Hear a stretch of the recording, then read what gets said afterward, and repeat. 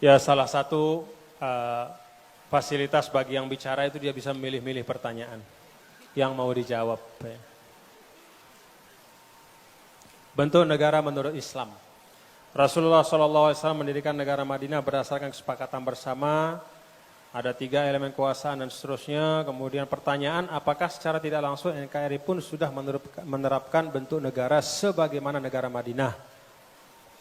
Apa kunci resep Nabi sehingga beliau bisa sukses mempersatukan?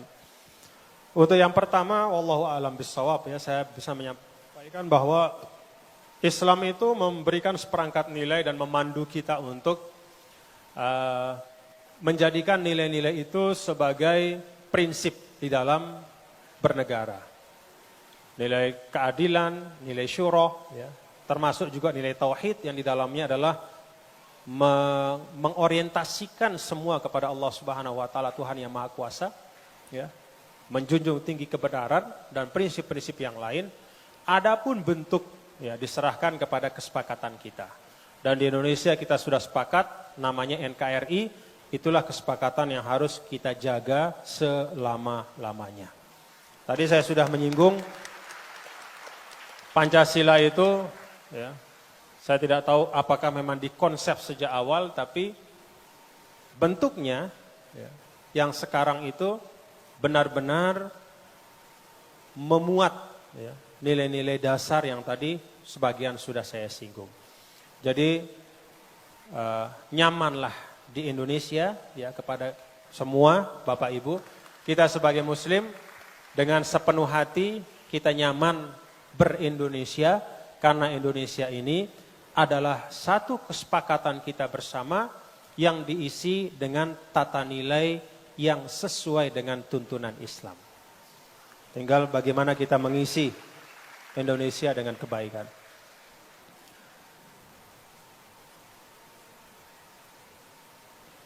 Julukan pemerintah kafir. Pemerintahan Sayyidina Ali dianggap togut oleh Khawarij karena keputusan Sayyidina Ali untuk menerima perdamaian dengan kelompok Muawiyah. Pertanyaannya, memberikan julukan kafir terhadap sesama muslim adalah terlarang dalam Islam. Bagaimana terhadap pemerintahan? Apakah boleh kita memberi julukan atau sebutan kafir? Kedua, apakah ada dalam sejarah pemerintahan setelah zaman Nabi diberikan julukan pemerintahan kafir oleh sekelompok masyarakatnya? Bapak Ibu, istilah kafir itu kan sebenarnya kalau dalam Al-Quran istilah teologis, ya, berkaitan dengan seperangkat nilai-nilai yang diingkari. Adapun di dalam sistem sosial, ya, contoh yang diberikan oleh Rasul,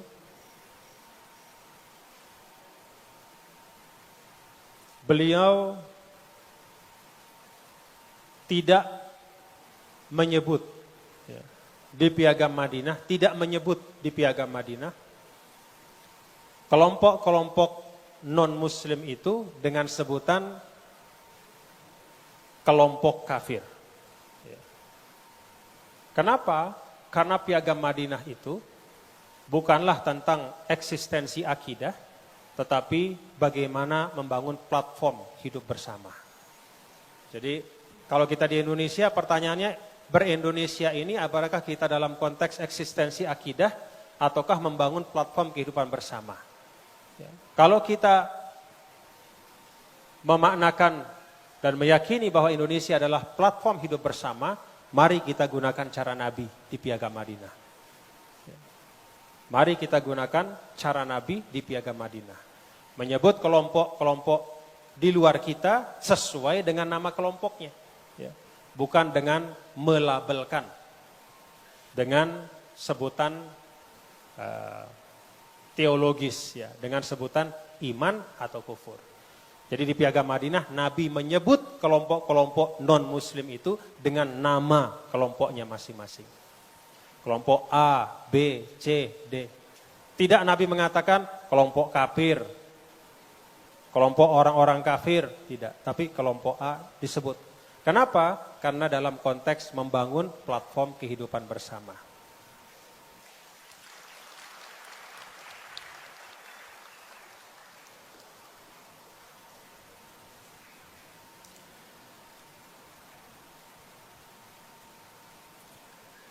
bagaimana menanggulangi fitnah. Bagaimana cara menanggulangi fitnah kabar bohong dalam Islam. Bapak Ibu Saudara sekalian, ada dua tempat dalam Al-Quran di mana fitnah itu, ya, berita bohong itu diuraikan oleh Allah. Yang pertama itu di Al-Hujurat 6. Ya. Ada orang yang halusinasi ketika diutus oleh Rasul menjumpai kelompok tertentu, belum jumpa dia udah ketakutan sendiri. Lalu balik ke Nabi mengatakan, Rasulullah saya mau dihabisin sama mereka. Ketemu aja enggak. Ya, jadi halusinasi. Halusinasi itu awal dari hoax. Jadi kalau terlalu banyak Anda punya pikiran aneh-aneh, itu bisa jadi Anda kemudian akan menyebarkan berita bohong. Maka jangan terlalu banyak berhalusinasi. Ya. Jangan terlalu banyak merenung, mikir, konspiratif. Ya. Segera kembalikan kepada fakta saja. Jangan terlalu banyak berhalusinasi. Itu di Al-Hujurat 6. Kemudian di An-Nur 11-20, itu cerita atau kisah tentang hoax atau fitnah yang menimpa istri Rasul. Nah, di Al-Hujurat 6, fatabayyanu. Bagaimana caranya? Jangan tenggelam dalam halusinasi, jangan tenggelam dalam gambaran-gambaran konspiratif, tapi segeralah klarifikasi, bertabayun, cari kebenarannya. Sampai betul-betul, sampai pada pengetahuan benar apa enggak, jangan komen dulu. Itu Al-Hujurat 6. Di An-Nur, bagaimana cara melawan hoax atau fitnah? Yang pertama, Zonnal mu'minuna wal mu'minatu bi anfusihim khaira. Itu resep yang pertama. Apa artinya? Ketika mendengar berita bohong, itu segeralah perkokoh husnuzon satu sama lain. Jadi kalau kita mendengar berita bohong, kita langsung membangun sugesti dalam diri kita. Ah, itu benar, enggak benar tuh berita. Ah, kita ini kan sesama bangsa Indonesia ini bersaudara. Enggak mungkin lah ada sekelompok teman yang lain itu ingin menghancur. Enggak benar itu. Kita semua ini baik kok. Kita semua ini selama ini sudah diikat dengan persaudaraan, kebersamaan. Jadi berhusnuzon. Itu yang pertama. Yang kedua, waqalu hadza ifkum mubin. Jangan diam. Melawan hoax itu bukan dengan diam dan berdoa sendirian, enggak. Tapi suarakan. Waqalu. Jadi secara kolektif semua menyuarakan hadza ifkum mubin. Ini adalah fitnah yang nyata. Melawan hoax tidak dengan diam, tidak dengan berdoa saja kepada Allah supaya itu dihilangkan, tapi waqalu hadza ifkum mubin. Secara bersama-sama kita suarakan, kita hadapi berita bohong itu. Nah, itu resep Al-Qur'an ya. Jadi jangan diam Bapak-bapak. Kalau kita diam, jangankan orang, kita sendiri bisa percaya, Pak.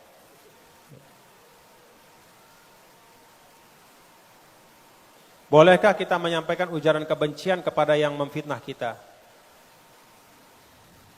Kalau kita balik, jadi sama dengan mereka. Kalau kata Rasul, la takunu imma'ah, jangan menjadi pembebek. Siapa pembebek itu? Rasul jelaskan, pembebek itu adalah orang yang punya prinsip, kalau orang baik saya ikut baik, kalau orang jahat saya balas kejahatannya, ikut jahat juga. Apa kata Rasul? Wattinu anfusakum. Kokohkan dirimu pada kebaikan. Orang baik, ya memang kita baik. Orang tidak baik pun, kita tetap memberi dan membalas dengan kebaikan. Jadi kalau ada orang buat hoax, kita jangan bikin hoax juga, bapak-bapak ibu ya. Kalau ada orang hoax, buat hoax ya kita balas dengan apa yang benar, sambil kita ingatkan ya, bahwa hal itu akan memudaratkan untuk semua.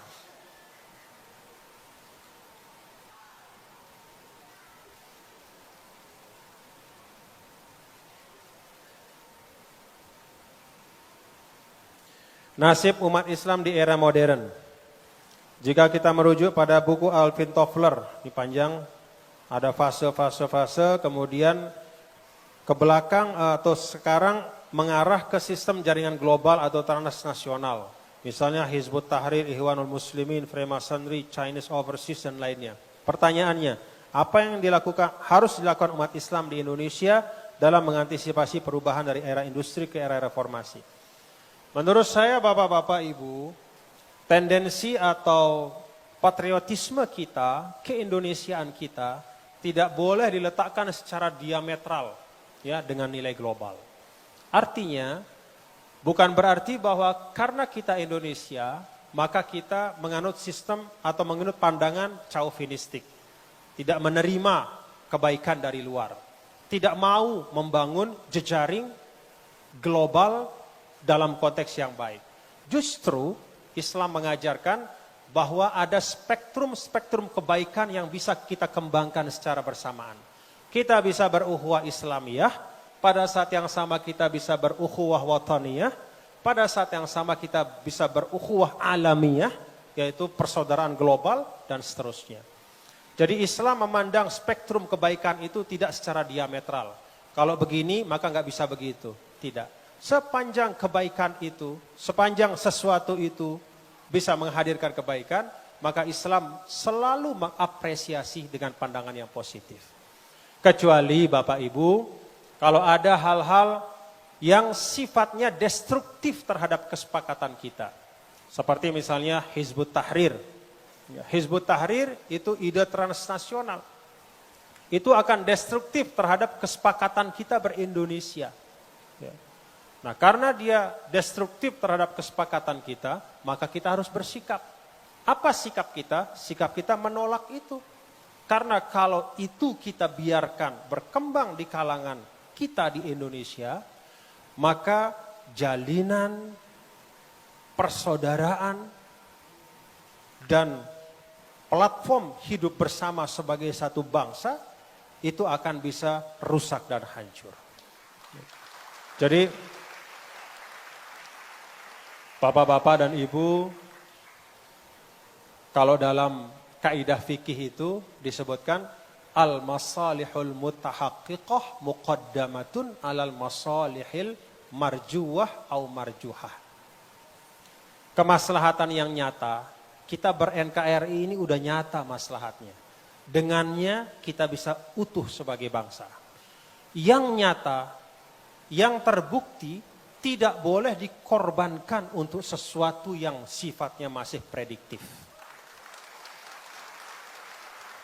Apalagi sesuatu itu ya, kita yakini berdasarkan kondisi yang ada, itu justru akan bisa merusak kebersamaan. Itu kaidah dalam usul fiqh seperti itu. Kemaslahatan yang konkret, yang terbukti, yang proven, tidak boleh dikorbankan untuk sesuatu yang sifatnya masih prediktif dan belum terbukti kemanfaatannya untuk kita sebagai bangsa. Wallahu a'lam bishawab. Ini banyak sekali ya. Kenapa ustadz-ustadz yang punya panggung di media televisi suka menyebarkan ujaran kebencian dan mengajarkannya tidak sesuai tuntunan dan tidak sesuai yang Rasul kita ajarkan? Dan kenapa para kiai dan ulama tidak menegurnya? Bukankah itu tugasnya? Ini Ibu Ika. Bu, kalau menegur saya pikir kita sudah menegur ya, dengan cara kita. Cuman kadang-kadang yang ditegur itu ya, atau yang menyampaikan itu merasa dia lebih baik dari yang lain. Maka saya sih ingatkan diri saya dan mengingatkan kita semua bahwa yang namanya majelis ilmu, ya, yang namanya majelis dakwah itu kan sebenarnya meneruskan Rasul Shallallahu Alaihi Wasallam. Jadi siapa pendakwah pertama? Ya Rasul. Siapa yang membuka majelis ilmu pertama? Ya Rasul. Jadi saya, ustadz-ustadz atau siapapun ketika dia berada di majelis ilmu, maka pada hakikatnya dia sedang meminjam majelis Rasul Sallallahu Alaihi Wasallam. Pertanyaannya adalah, pantaskah pada saat kita duduk di majelis yang Rasul yang punya, kita sedang meminjam sesaat, kita sedang melaksanakan fungsi sebagai ulama yang merupakan penerus Nabi, lalu kemudian kita mengisi majelis itu dengan sesuatu yang sangat dibenci oleh Rasulullah SAW. Itu saja. Pantas enggak kita meminjam majelis beliau untuk kita gunakan dengan mengumpat, menghujat hal yang tidak pernah dilakukan oleh Rasul yang mulia. Sama seperti di masjid, ada yang mengumpat, menghujat. Yang diumpat dan dihujat itu sesama muslim atau siapapun yang tidak boleh diumpat atau dihujat. Di masjid. Masjid itu Baitullah, rumah Allah. Anda ke masjid, Anda bertamu ke rumah Allah. Kalau saya ke rumah Pak Utomo, masuk, Assalamualaikum, Waalaikumsalam, dibukakan pintu. Lalu kemudian saya masuk, lalu saya mengumpat-umpat orang di situ. Kira-kira Pak Utomo senang nggak sama saya? Saya masuk ke rumahnya, lalu saya mengumpat, lalu saya menghujat. Padahal Pak Utomo itu orang yang sangat mencintai kebaikan. Lalu saya sebagai tamunya mengisi waktu, kesempatan bertamu itu dengan hal-hal yang Pak Utomo sendiri tidak suka sebagai tuan rumah. Itu kita bertamu di dunia, ke rumah seseorang. Apalagi kita bertamu di rumah Allah. Jangankan mengucap yang tidak baik di rumah Allah, mengucap kebaikan pun itu ada ukuran dan takarannya. Anda berzikir di masjid ada aturannya. Anda sholat ada tuntunannya. Itu untuk kebaikan. Jadi saya sih mengajak, mari kita renungkan itu. Nah bagi bapak-bapak ibu, kalau mendengar seperti itu bukan pertanyaannya kok tidak ditegur. Kalau menurut saya, ketika kita melihat hal seperti itu, hal pertama yang harus kita lakukan, tinggalkan majelis itu. Tinggalkan.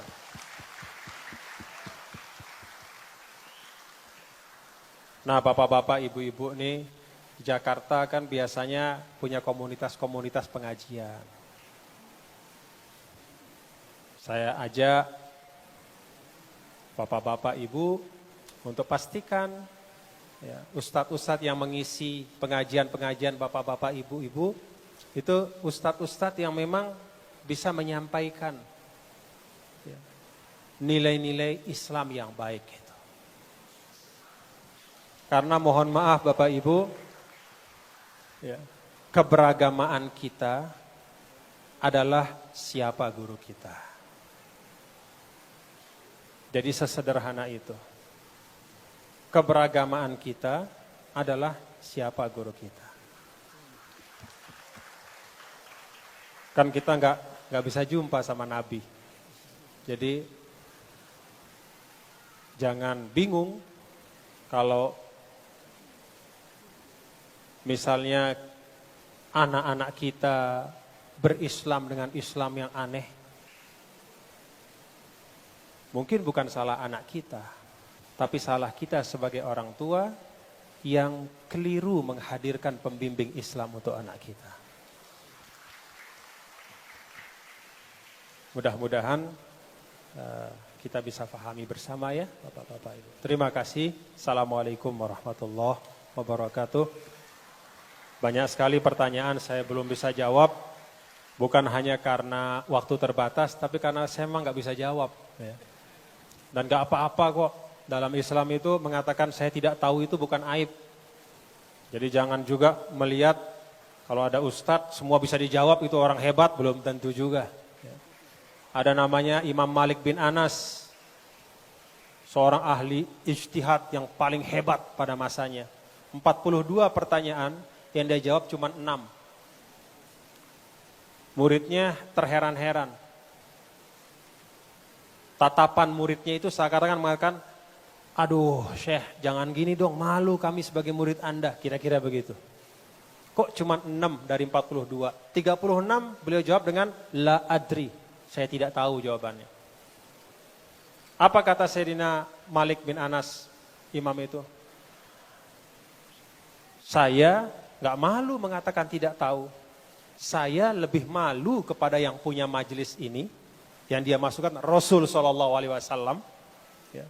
Saya lebih malu kepada yang punya majelis ini kalau saya menjawab dengan sesuatu yang saya tidak tahu. Jadi mengatakan nggak tahu itu biasa, ya. Jadi bukan ukuran bahwa semua pertanyaan bisa dijawab, gitu. Itu lalu menunjukkan bahwa suatu kehebatan atau kemuliaan, tidak. Banyak tuntunan ulama seperti yang saya sampaikan tadi, bahwa ya Allah merahmati seseorang yang mengetahui batas dirinya. Rahimallahu mra'an arafa qadra nafsi. Assalamualaikum warahmatullahi wabarakatuh.